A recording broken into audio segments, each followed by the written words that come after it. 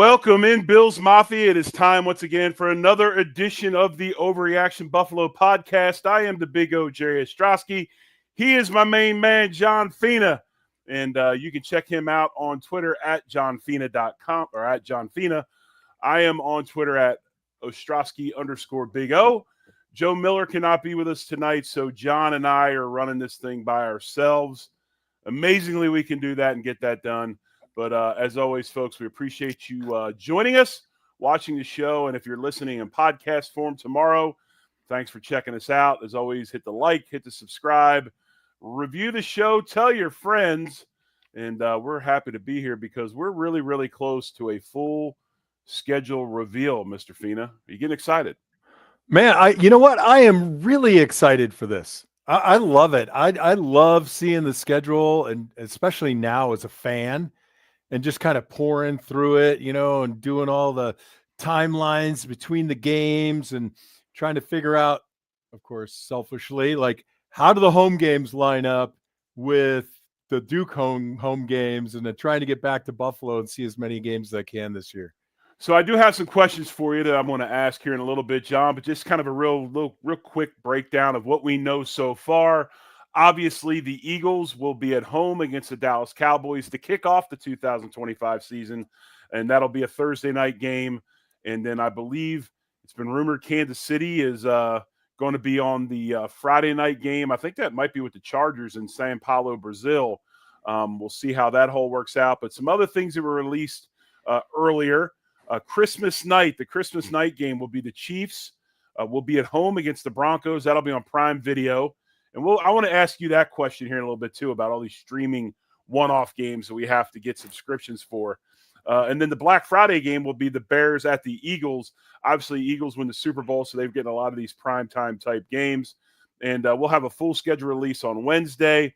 Tomorrow, all 7 of the international games will be unveiled on Good Morning Football, so we'll know what's going on there tomorrow morning. But I will ask you this, John. We never had the opportunity to do this.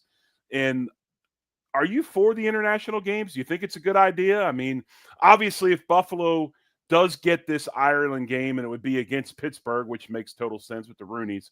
But is it something that you're for? Because obviously this year, if the Bills were to get one of those games, their travel schedule kind of falls into place because the furthest they travel is Houston. How do you feel about the international docket of games that we get nowadays? You're just teeing it up for me, aren't you, Jerry? You know what I'm going to say, man. I didn't even like flying all the way down to Miami. I mean, much less flying across the pond. I mean, the only upside for the Bills is, you're on the East Coast already. I feel bad for anybody that's going to, west of the Mississippi to get all the way over to Europe. But I don't like it. I just don't like it. On paper, it's cute. It's really cute for the fans. I get it. It's fun and they're building the brand overseas, but functionally as a player, it's miserable on your body. I just think that it just extends the recovery. Travel is exhausting. And I think, you can probably agree with this, right? But we carried so much weight, right? I played at about 310, 315. You played at about 316, 317. And you just have so much. You got so much meat and fat on you that the inflammation and just sitting on the plane that long, I think it's a miserable effect on guys, and they're away from their families. And during the season, that's the only thing that can keep you grounded, I think, is just being around family and loved ones. I don't know, man. Go for it. I know you're like me. First class, no first class. I don't give a damn if they rip seats out and you're the only seat in a row. There's nothing about air travel that is comfortable. Even now, it does not matter. There's nothing about it that makes me feel, like, yay. I never go, yay, I'm on an airplane. I'm getting packed in like a sardine. Let's do this thing. If you're over 6 feet, maybe 6'1", and if you're over 230 pounds, it's miserable. Even for work now, I travel a little bit, and you know what? I set my expectations so low that anything above misery, I just feel like is a bonus. I've never walked on an airplane and was like, all right, like Look at all this room. It's so luxurious. and even with all the modifications we did ourselves to the seats when we travel. But real quick, just kind of to run through the international games, and then I want to get into something with the Bills. 2 regular season games will be played in London and Tottenham Hotspur Stadium. Jets and Browns are the designated teams there. Berlin gets a game this year with the Colts being the team. Madrid, they get a game this year with the Dolphins being the feature team. Also, Dublin, we just talked about that with the Steelers being the home team. 1 game in Sao Paulo, Brazil, featuring the Chargers. So if the KC goes to Brazil, it'll be KC Chargers. And then the Jags are heading over to Wembley Stadium, and they're going to be over there as the team, and they like to go every year. Obviously, their ownership has ties there. But one thing we do know is this. With the Black Friday game and the Christmas night game being taken up already, and this, of course, Sal Capaccio on Twitter puts this out at Sal Sports. He said it still leaves open possibilities of Thanksgiving night, Christmas afternoon, and Saturday and Sunday nights after Christmas. I prefer Thanksgiving night. Which one of those dates, if the Bills fall in there, because you'd have to think Josh Allen, MVP, they want him in one of those marquee games. What of those selections is your favorite? I don't really want Thanksgiving night. I mean, I do so much kicking, so much work. I could barely see the first 2 games, and I'm exhausted by the third. I kind of like the idea of, Christmas night. I could get behind that. I could riddle that one out pretty good with the family. All these games that are not on Sunday, as you well know, as soon as you play, for example, on a Monday night, you are now 36 hours behind in your recovery for the next game. And that's just, I just can't get over that feeling. You remember on a Monday morning, you wake up and all you could think of is like, okay, if I even move right now, what is going to hurt first, second, all the way down to 50, and when you need all that time to recover, I get that we have sports medicine and great training rooms and everything like that, but the body is still the body, and there's only so much you can do. As a player, I want every game on Sunday at 1 or 4 o'clock. Obviously, the NFL has jerseys to sell and TV contracts to make, so it's good for the fans. You get to see more football, and I think I enjoy that a little bit. I mean, I loved when they did the MAC football on Wednesday nights, because then the only day without football was Tuesday. Tuesday, they had it. It was Tuesday and Wednesday night Maction. That's they were on baby. Tuesday as well. Maction, baby. What do you think, Jerry? As a player, I mean, you cannot love this varied schedule. The only days the game should be played to me anyway, until we get later in the season, if you want to add a Saturday game or a couple games here and there. I'm totally against Thursday nights. I think those Thursday nights should not be played. And I think it's a health risk to the players to expect teams to play Sunday and turn around and play Thursday. I'm well documented on that. I mean, people, if they watch me, they know how I feel about that. Oh, yeah. I think Monday night is fine. I think Monday Night Football is great. Sunday's great. I do believe that Sunday Night Football has taken the place of Monday Night Football as the marquee spot of the week. And that's kind of where I was going to go next, John. There's a rumor that opening weekend that we've got the Super Bowl winner playing on Thursday night. We've got the runner-up playing on Friday night. Now we want to go ahead and showcase the MVP of the league, who is Josh Allen. So it makes sense to me. I think when this release happens, John, we're going to see the Bills on the first Sunday night game of the season. Now, here's the question. Is it at home or is it away? There's rumors that if it's at home, you look at the schedule, it's going to be the Bengals. I believe if it's on the road and they want a marquee matchup week 1, you probably play the Texans in Houston. I'm hoping it's not the Ravens. I hope that's till later in the year after we get our suspended players back from a 6-game suspension and get our rookies up to speed on defense. Can't be the Eagles and Chiefs. They're playing. So if it was at home, you have obviously Dolphins, Patriots, Jets, Bengals, Saints, Buccaneers. you have to figure if you want that big, huge game, you go Joe Burrow versus Josh Allen, or do you go maybe with the Bucks? Yeah, you read my mind, Jerry. You want the big names. Baker Mayfield's season last year was fantastic, and I think Yes. they want to get him showcased, right? It's a great story, kind of revived his career from the dead. I see the Bucks being a good option for that. The Bengals, they got the marquee players, right? It's Jamar Chase, if I'm not mistaken. And that's a good bid too. I lean toward the Bucks if it's a home game, and if it's away, I think it's got to be the Texans. Obviously, we'd like something like the Jets or the Patriots or maybe even Carolina if it's away. But they're going to want to showcase two big teams, and I agree with you. The biggest issue is defensively, right? We got our Right. draft picks. These guys, we want them to be contributors. The last thing we want to do is throw them in against the Ravens, right? Or even the Bengals. It's going to be a tall order.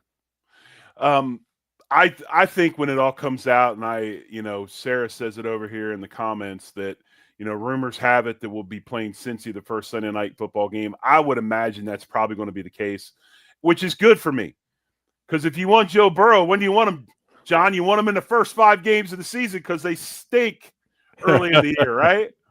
They do historically, like, right? I mean, you think they're eliminated from the playoffs in week 9, and all of a sudden they start roaring back. But the hard thing is you look across the league now, Jerry, is especially with respect to our schedule in particular, the only games on this schedule that look like, as a fan, you'd say a walk in the park really is the Carolina Panthers, because divisional games will always be tough, whether the score ends up reflecting that.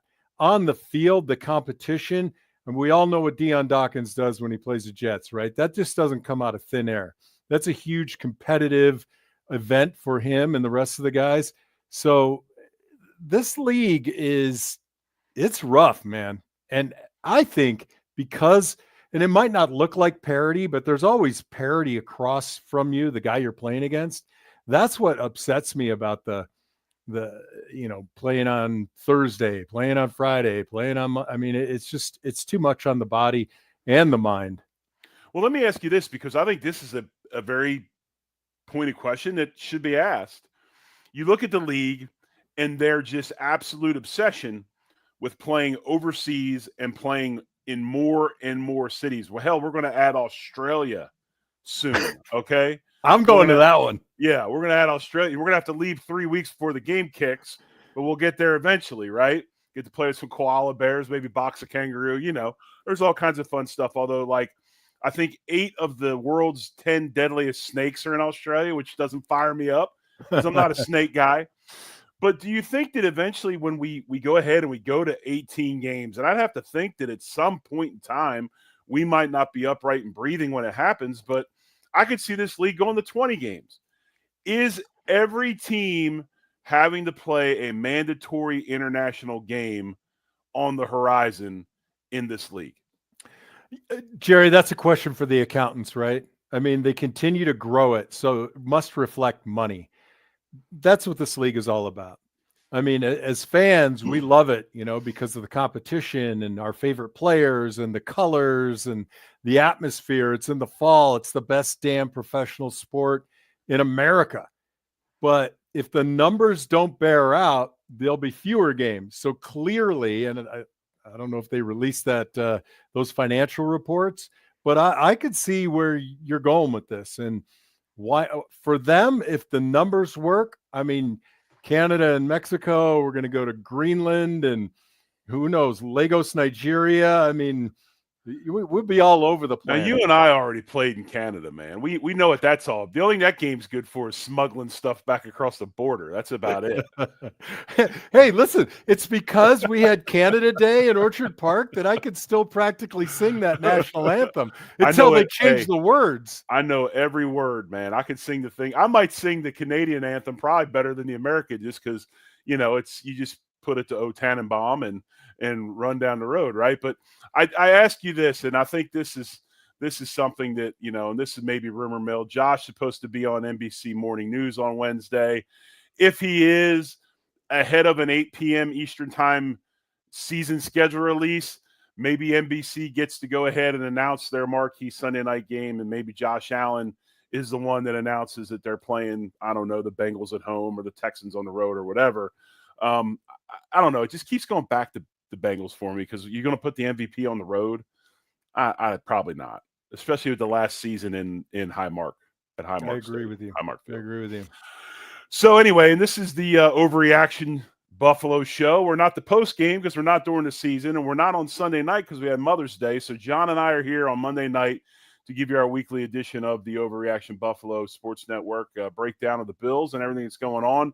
We're talking schedule as we're coming up upon a Wednesday night release of the 2025 season schedule. I want to ask you this, John, and we talked a little bit about this, but I never you didn't give me your full answer. You didn't give me any answer, actually, which is really good, because that's what's great about spontaneous live radio.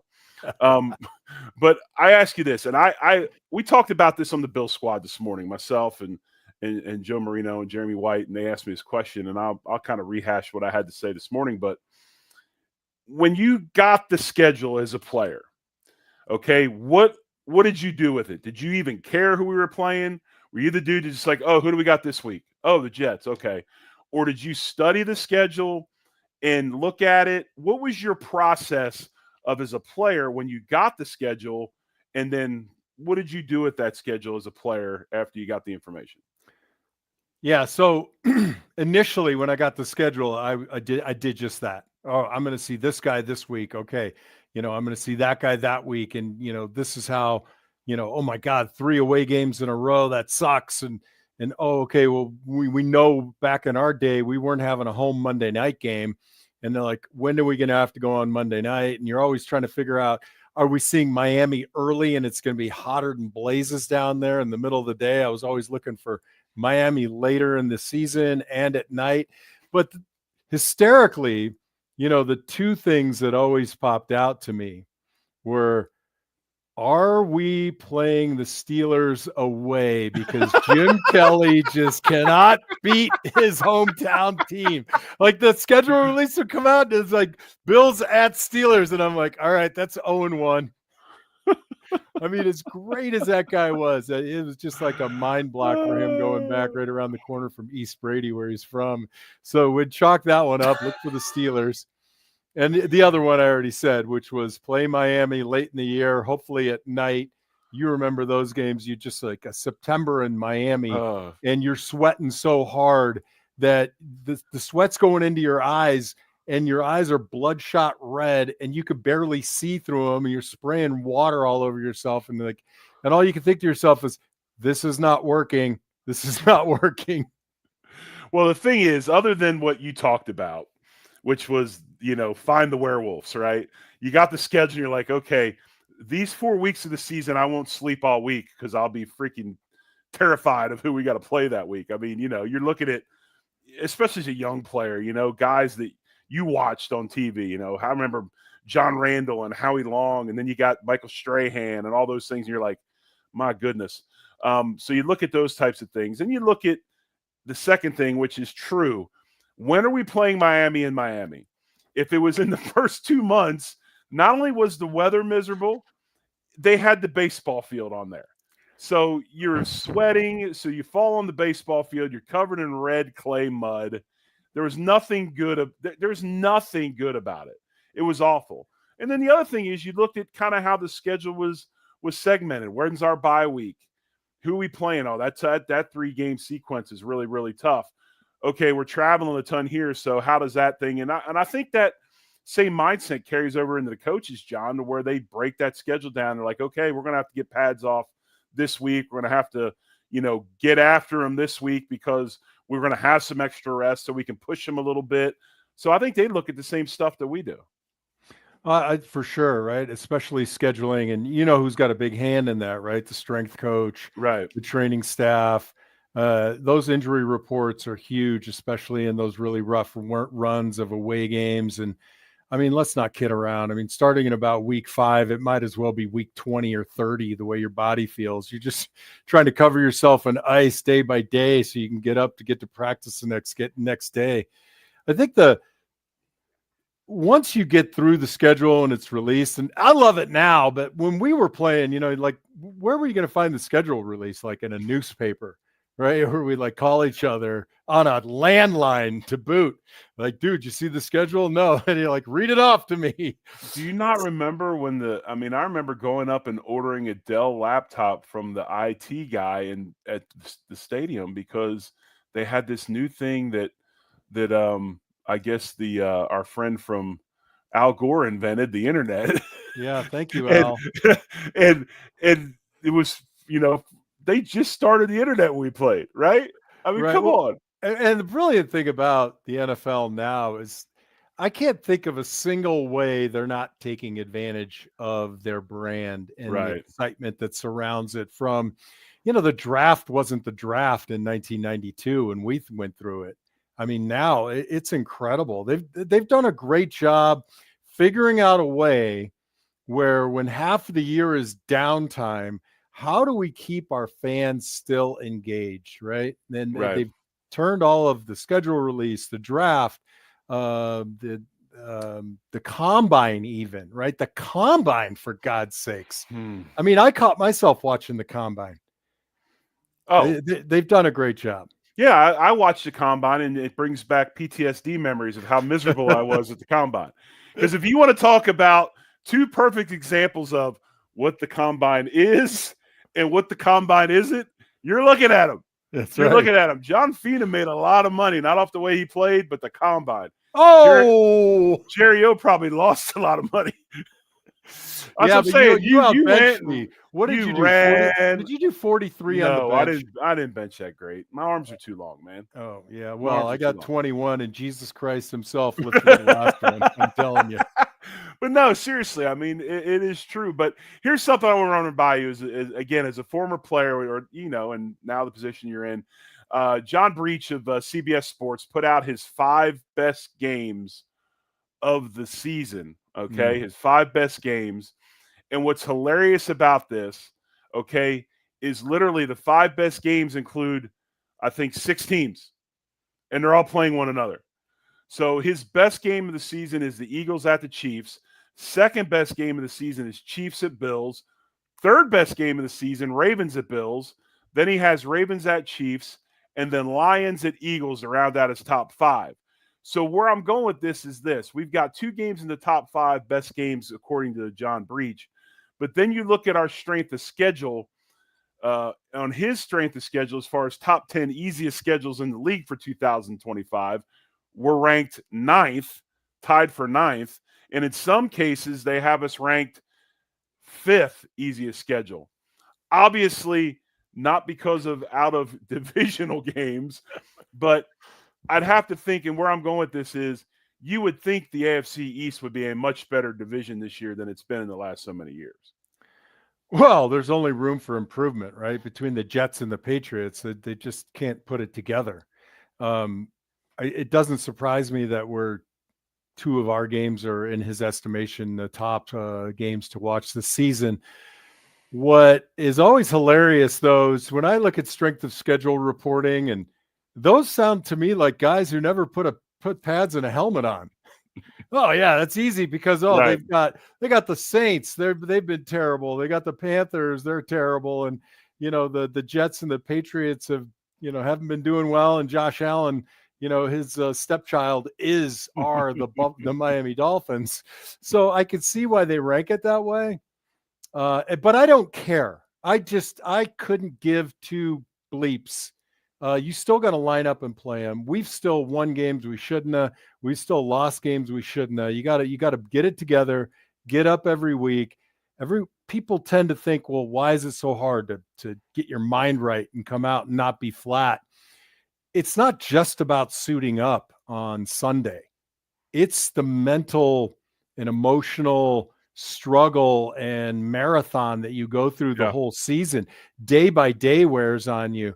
And I'm sure you remember this, like every Wednesday, I could still remember every Wednesday, the exact block of everything you do. And some people call it routine.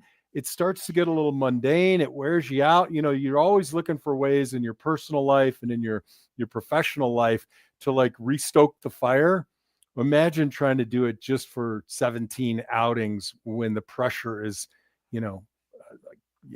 7 degrees of gravity. And now with social media, I mean, there's no escape. Right.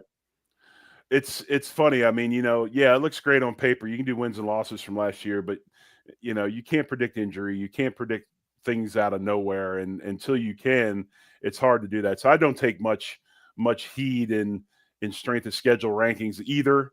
I never thought much of them, especially when you play. You learn real quickly that nothing is easy.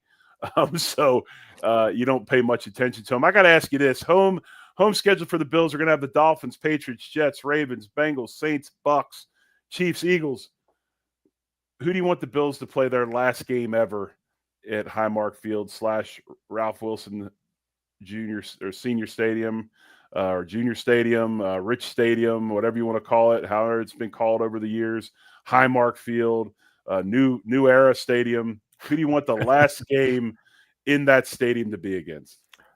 Any one of our divisional opponents. I just think that's the way to close it out. Ultimately, the best would be beating Miami last game. We hated the Dolphins so much. That was our rival, and followed probably by the Jets. They were tough, not always great when we played. The Patriots were kind of hot garbage when we were there, so I don't have all the animosity that a lot of Bills Mafia does because of Tom Brady and the dynasty or the dominance or whatever the hell you want to call it. So that would be my order. Another thing I want to say is to the conversation about the NFL capitalizing on everything they can, the strength of schedule, machine learning and AI, they can develop all kinds of storylines. And then what happens? Guys like you and me, guys all over X and Instagram, they start fighting about basically an algorithm that has derived a conversation more or less out of thin air. And then people take sides. It's a blast to watch. I mean, sometimes don't you just go on X and read through the comments on something and just like, side splitting from laughter? Do you know how good of a student I'd have been if AI was around when we were kids? So it's a known fact. We call you Dr. Ostrowski. Oh yeah, I'd have multiple degrees on the wall. It's a well-known fact around the house that I cannot do math. I can barely add numbers. I am horrible at math. Now I am quite the linguist when it comes to the word game, but I cannot do math. So the other day, my wife had to go somewhere. My daughter comes up to me and she says, I have a question about my math homework. And I go, you know what the rule is, you got to go see your mother. And she goes, Mom's not in the house. And I just have this panic. And I'm like, oh my gosh, what are we going to do? So what's the problem? So it's a word problem. She gives me the word problem. Put in the old Google AI, step by step how to do it. It was the best tutoring session I've ever had with any of my kids. Math without crying. For both you and your kid, get a little learning in. Hey, everybody in the comment section, thanks for being here with us. We love you. Don't forget to go to overreactionbuffalo.com that aggregates all the Bills stories from basically all over the planet, puts them in one spot for you. The story you won't see on there is the celebration that the Ostrowski family celebrated this weekend with their son getting married. Congratulations, Jerry. Thank you. It was awesome. We had a great time, great wedding. Obviously, your family's in the middle of planning a wedding, so I can give you pointers and tips. The main pointer I will give you is this: keep your mouth shut. Only do what you're told to do. Give suggestions when you're giving them. But no, seriously, it was awesome. I mean, it was a great time. My wife, she did an unbelievable job. It was lined out to a T, and we had a blast. I don't doubt that your wife took over and made it brilliant. So congratulations to your son and his bride on beautiful and happy life together. Jerry, this is fun, man. Don't cut off what you had going on this weekend too. You got a big celebration as well. Oh, I mean, of course, it's wedding planning going on with Mimi, which is fun and exciting. And I do keep my mouth shut and I do write checks. So yay for that. Bruno graduated for the first year of his MBA program, which is an MMS degree. I unfortunately wasn't able to go, but my wife was out there celebrating with him. They had a great time, spectacular weather. Stella submitted an essay or a paper, if you will, to the humanities department, and she ended up winning some scholarship money toward her Italian trip, her immersion program in Orvieto, Italy this summer, and that was amazing. And let's see, Roman did something great. He PR'd in shot put at the state tournament. Not quite good enough to qualify for finals, but it was a PR nonetheless. So, well, good stuff. I survived a bunch of yoga sessions. How's that? We got a lot to celebrate between the two families this weekend. And congratulations to the Finas on all those things, and thanks for the love on the wedding.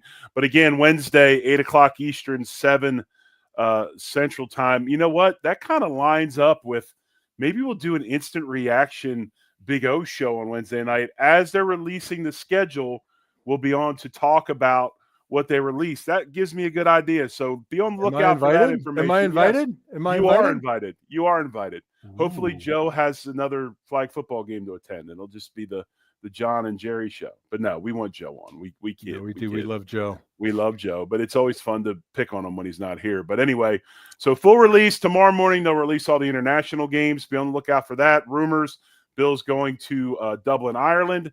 And then also supposedly Josh Allen going to be on today's show on Wednesday. And if he is, I would imagine he'll probably announce a Sunday night game to follow. And lots of really, really fun stuff going on. It's exciting now. When the schedule comes out, man, it's real. It's time to go. It's time to get after things. So as always, folks, thanks for watching in. Thanks for listening. Of course, he's always watching. That's creepy. Always watching. Yes. I don't know what's creepier, the caricature of Joe or that. But anyway, thank you, Dad, for watching the show. We appreciate it. But we'll be back with more this week. Big O Show Wednesday, Overreaction Buffalo on Sunday. I don't think we have a on the beat tomorrow unless Pops chimes in with something for tomorrow. But as always, hit the like, hit the subscribe, review the show. Thanks for watching, everybody. We appreciate you. Much love. Go Bills. Go Bills.